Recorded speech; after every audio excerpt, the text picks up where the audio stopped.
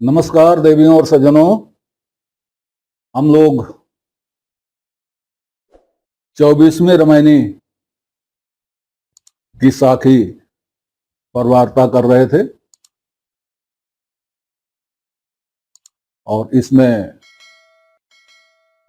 मुख्य बात जो कही गई वो कही गई हाउ हुजूर ठाढ़ कहत हूं। ठाढ़ कहत हूं मैं पहले भी बता चुका हूं।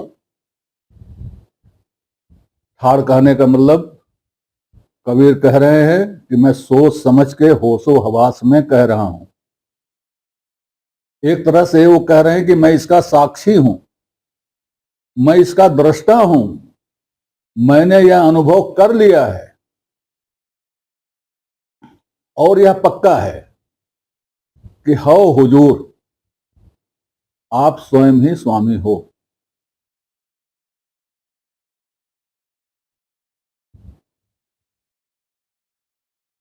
कुछ बातें मुख्य मुख्य हैं जिनको अगर ध्यान में रखा जाए तो कबीर को समझना मुश्किल नहीं है।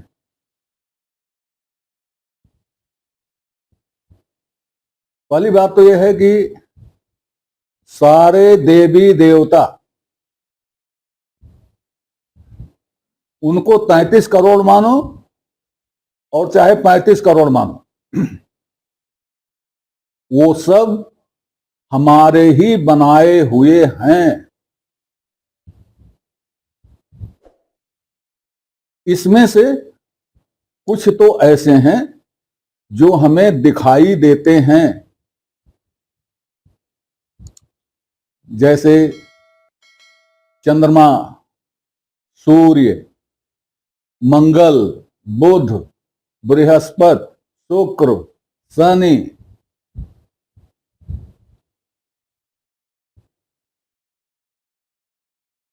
आग, पानी, रात, दिन, संध्या, उषा, ये सब देवता हैं। ये हमें दिखाई देते हैं लेकिन ये जड़ हैं। ये इनमें चेतन तत्व तो नहीं है, देवत्व है। देवता किसे कहते हैं, देवत्व किसे कहते हैं, दिव्यता किसे कहते हैं? अपने ही नियमों में नियमित होना दिव्यता है। जो अपने नियमों में ही नियमित होता है वह देवता है।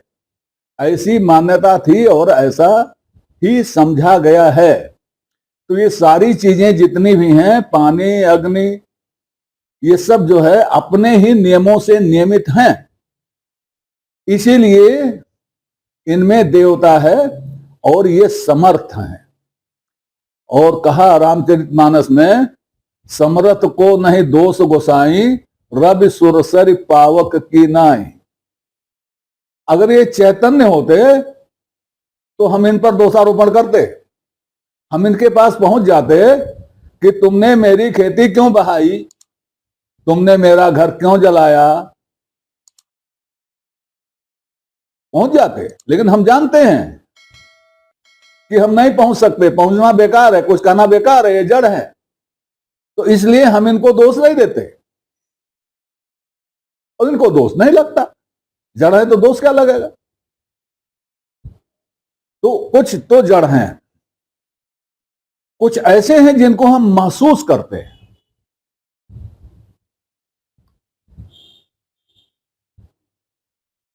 जैसे श्रद्धा है, क्रोध है, अहंकार है, ये सब भी देवता माने गए हैं। ये सब भी हमारे वेद में सब भी देवता माने गए हैं। डर है, लोभ है, तो ये सब ऐसे हैं जिनको हम महसूस करते हैं,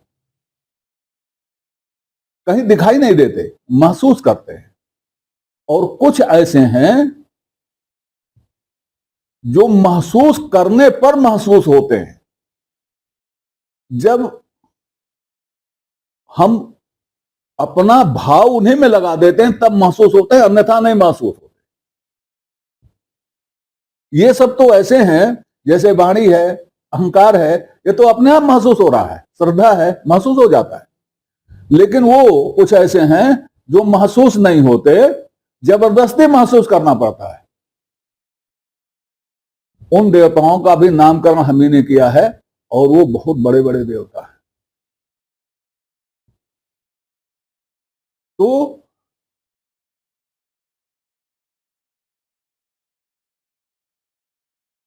इसमें बड़ा कौन हुआ? कल्पना से कल्पक बड़ा होता है। हमने उनकी कल्पना की है, हमने उनका नामकरण किया है, हम उनसे बड़े हैं। दृश्य से दृष्टा बड़ा होता है, किसी वस्तु से उसका कर्ता बड़ा होता है। तो हम इन सबके कल्पक हैं, हम ही ने इन सबको देवत्व दिया है, इसलिए हम इनसे बड़े हैं। हुजूर तो हम ही हैं। अब हमने उनको भी हुजूर बनाया और अपने ऊपर ओढ़ लिया। कबीर यही हमको याद दिलाते हैं, हमको अपनी गरिमा का याद दिलाते हैं कि हो हुजूर, तुम ही हुजूर हो। मैं होशो हवास में कहता हूं। कबीर होशो हवास में क्यों कहते हैं? क्योंकि ऐसा वेद भी कहता है, ऐसा उपनिषद भी कहते हैं। अब हम चलते हैं अगली रामायणी पर। अगली रामायणी का एक पाठ कर लिया जाए सरसरी। 34 अक्षर का यह विशेषा, सहस्रों नाम याहि में देखा।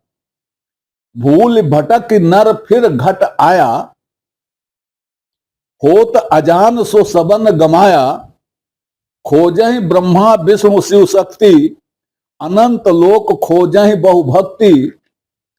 खोजहि गण गंधर्व मुनि देवा, अनंत लोक खोजहि बहु भेवा। जति सती सब खोजहि, मनहि न माने हारि।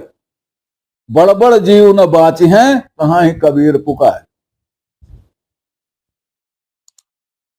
34 अक्षर की बात पहले कह आए हैं, और यह कह आए हैं 34 अक्षर से निकलेगा जोई, पाप पुण्य जानेगा सोई।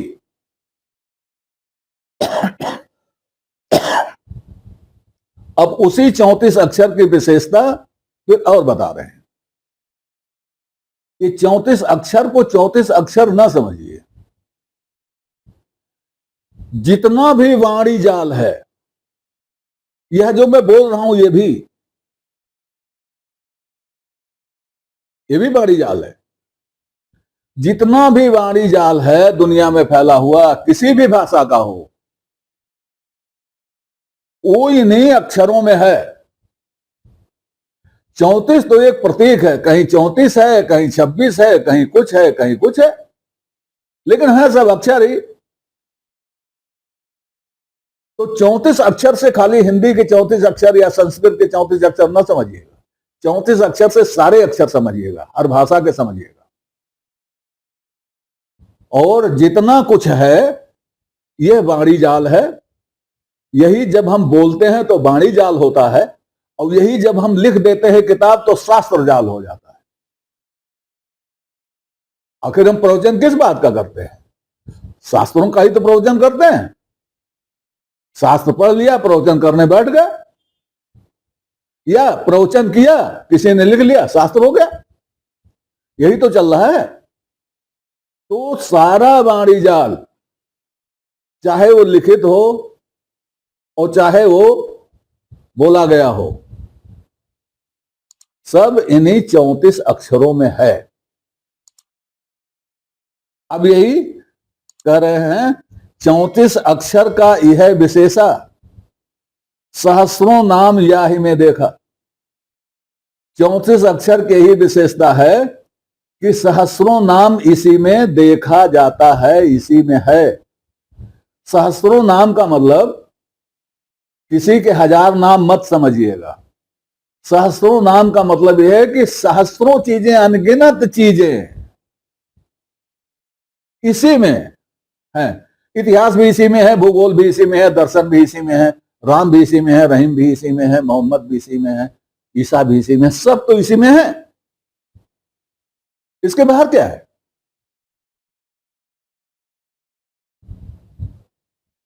और इसके बाहर जो है, जिसको हम कहें बाहर नहीं, हमने आंख बंद कर लिया है, हम कुछ पर लिख ले रहे हैं, हम तो आंख बंद किए बैठे हैं, तो वो भी इन्हीं से गवर्न हो रहा है। आंख बंद करके हम क्या कर रहे हैं? किसी का ध्यान कर रहे हैं। किसका ध्यान कर रहे हैं? जो शास्त्रों में लिखा है। तो इन 34 अक्षरों के बाहर कुछ भी नहीं है। जो कुछ भी है वो सब इन्हीं 34 अक्षरों में है। और इसी में कबीर कहते हैं, इसी में सब कुछ है।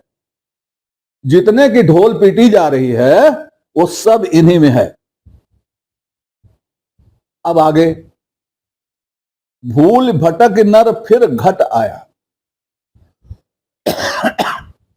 मनुष्य भूलते हुए, भटके हुए, भटकते हुए फिर घट शरीर गर्भ में। भूल भटक नर फिर घट आया। भूल हो गई थी, 84 लाख योनियों में भटकता हुआ या कुछ कम में भटकता हुआ, बार बार भटकता हुआ, एक बार भटकता हुआ, वो फिर घट में आया, गर्भ में आया। होत अजान सो सबन गमाया। वह इस बात से अनजान होकर कि मैं कितना भटकने के बाद तब यह आया हूं, इस मनुष्य जन्म, मनुष्य गर्भ में आया हूं, मनुष्य जन्म मुझे मिला है, इससे अनजान होकर के वो सब गंवा रहा है। उसने सब गंवा दिया। वह यह सोच नहीं पाता कि कितना भूलने भटकने के बाद में हम आए हैं, और उसकी भूल भटक क्या थी यह भी नहीं सोच पाता हो। उसकी भूल भटक यही 34 अक्षर थे।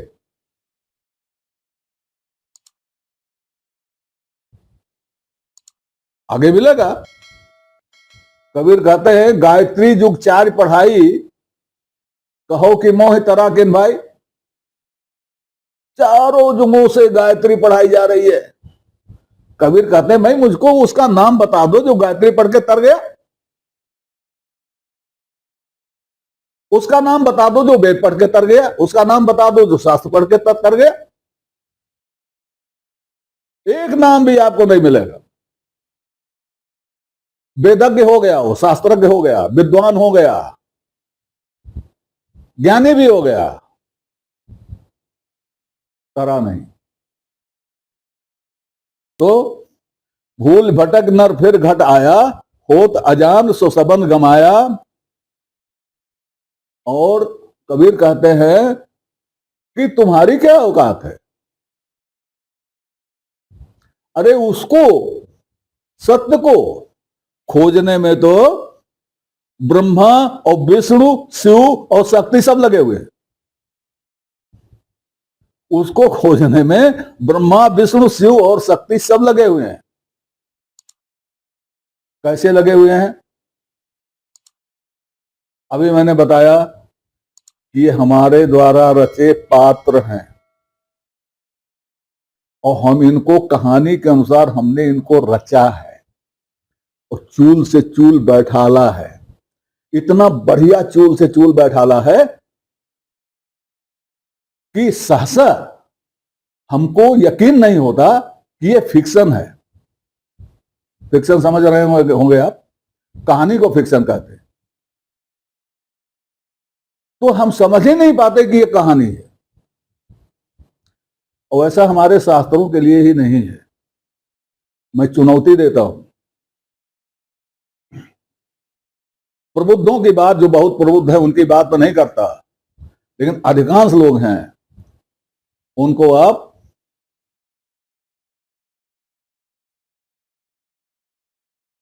Tears of the Dracula, Dracula series की किताबें दे दीजिए पढ़ने को। उससे कहिए कि पढ़े वो। और उसको पढ़ने के बाद उसकी हालत आप देख लीजिए क्या हो जाएगी। किसी 14-15 साल तक के बच्चे को आप किस्सा हातिम ताई दे दीजिए, कहिए पढ़े, उसके बाद उसकी क्या हालत हो जाएगी। आप किस्सा तोता मैना दे दीजिए, क्या हाल हो जाएगी। ये तो हुई वैसी किताब है। अब आ जाइए आप बड़े बड़े पर, आप सिटी ऑफ जॉय पढ़ लीजिए, वो कलकत्ता। आपको कभी एहसास ही नहीं होगा कि ये कहानी है।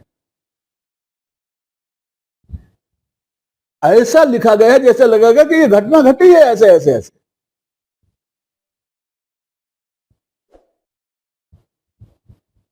एक किताब कंप्रोमाइज लैंड है या वो जेरूसलम है, उसको पढ़ लीजिए। उसमें तो बाद में ये भी दे दिया गया है कि कौन क्या था, जैसे अपने यहां दे दिया जाता है कि द्वापर में जो 5 पांडव थे, कलयुग में वो आला उदल और क्या क्या हो करके आ गए।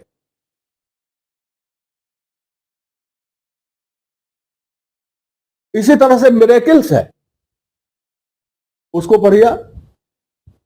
जेम्स हेडली चेज की किताब में पढ़िए तो आपको लगा कि घटना घटी है। ये लिखने का ढंग है, यह लिखने का कौशल है। तो हमने सत्य की खोज के लिए हमने कुछ लिखा, उस लिखने हमने सत्य की खोज में हमने एक पात्र बनाया जो हमारी तरह का है और वो खोजने निकल पड़ा है।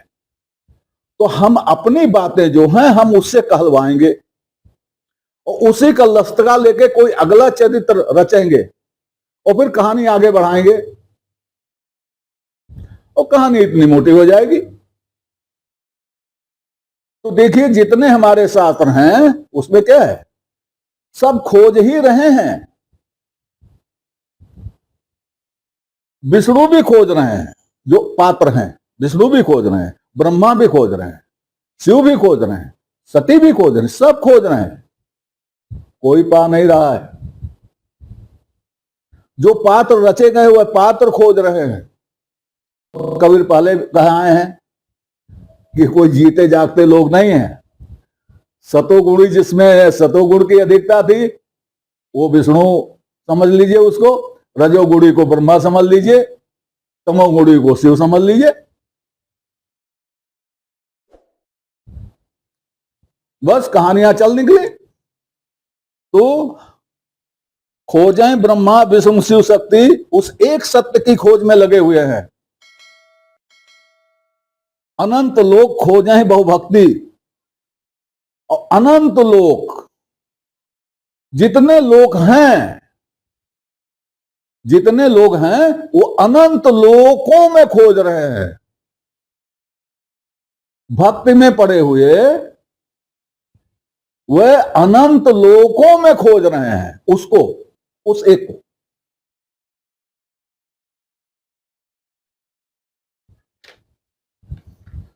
खोजे ही गण गंधर्व मुनि देवा, अनंत लोक खोजे बहुभेवा। गण गंधर्व मुनि देवता सब उसकी खोज में पड़े हुए हैं और अनंत लोक में खोज रहे हैं बहुभेवा, विभिन्न प्रकार से खोज रहे हैं। आज तक नहीं खोज पाए। अब समझ करते हैं कबीर, जति सती सब खोजही, जति सती सब खोजही, मन ही न माने हार। कोई हार नहीं मान रहा, सब खोज रहे हैं, पीढ़ियों से खोज रहे हैं, युगों से खोज रहे हैं। बड़ा बड़ा जीव न बाँचे हैं, कहां कबीर पुकार। इस भ्रम में बड़े बड़े जीव फंसे हुए हैं, बड़े बड़े लोग फंसे हुए हैं, कोई नहीं बचा है, सब फंसे हुए हैं। बड़े बड़े ऋषि मुनि सब फंसे हुए हैं इसमें। अब जरा दूसरी तरह से विचार कीजिए, वास्तविकता के धरातल पर आ जाइए। आप जहां खड़े हैं वह पृथ्वी का एक बिंदु है, केंद्र बिंदु मान लीजिए उसको। चारों तरफ पृथ्वी के आप जब किसी गोले को अंश में बांटते हैं, सर्किल को, तो उसमें आप 360 डिग्री करते हैं। तो गोले में 360 डिग्री ही नहीं होते, कितनी डिग्रियां होती हैं? अनंत। हमने तो एक स्पेस लिया, उसको एक कह दिया, एक स्पेस लिया उसको हमने एक कह दिया। उस एक के कितने अंश हैं? एक का कितना बंटवारा हो सकता है? ये अनंत है। दो का कितना बंटवारा हो सकता है? अनंत है। तो पूरे का कितना बंटवारा हो सकता है? अनंत है। दो चीजें। अब तीसरी चीज लीजिए, बिंदु की परिभाषा क्या है? बिंदु में न लंबाई होती है, न चौड़ाई होती है, न गहराई होती है। बिंदु माने कुछ नहीं, एक कल्पना है बिंदु की, अन्यथा बिंदु कुछ होता नहीं। और बिंदु से बनी रेखाएं होती हैं। तो एक रेखा में कितने बिंदु होते हैं? असंख्य बिंदु होते हैं। असंख्य बिंदुओं से मिलकर एक रेखा बनती है। अब आप इस केंद्र में खड़े हैं, आप खोज रहे हैं, खोज रहे हैं, चारों तरफ अपने खोज रहे हैं। कितना खोजोगे भाई? कितनी डिग्री में खोजोगे? कितनी लंबाई में खोजोगे? कहां खोज पाओगे? और आप अपनी जगह से खड़े खोज रहे हैं, वो अपनी जगह से खड़े खोज रहे हैं, वो अपनी जगह से खड़े खोज रहे हैं। अभी तक कहीं मिला नहीं। अब इस पृथ्वी को आप ब्रह्मांड समझ लीजिए। अब बताइए क्या हुआ? कैसे खोजोगे भाई? इसमें कैसे खोजोगे? आपकी कहां शक्ति है उसको खोजने की? अब आप कहते हो हम ध्यान से खोज लें।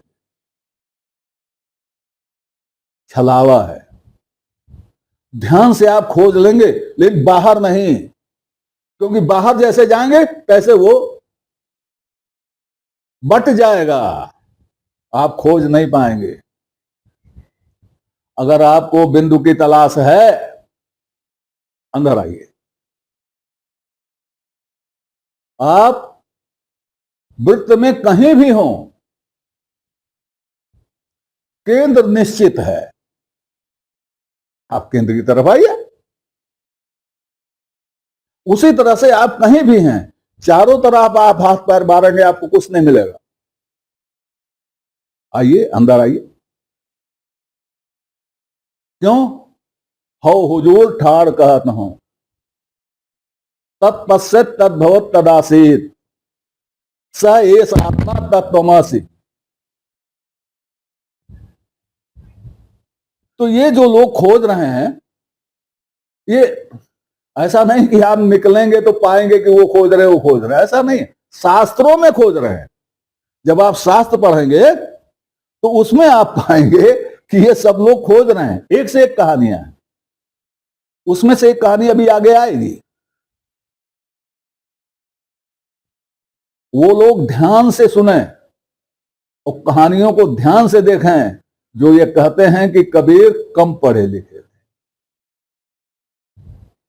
इतने लोगों को वो खोजी मान रहे हैं और कह रहे हैं खोज खोज के थक गए। ऐसे हवा में नहीं कह रहे हैं, वो देख रहे हैं कि कहां कहां खोजे ये लोग, क्या क्या लिखा हुआ है। अब आगे चलते हैं अगली रामायणी पर। बहुत छोटी सी रामायणी है और इसमें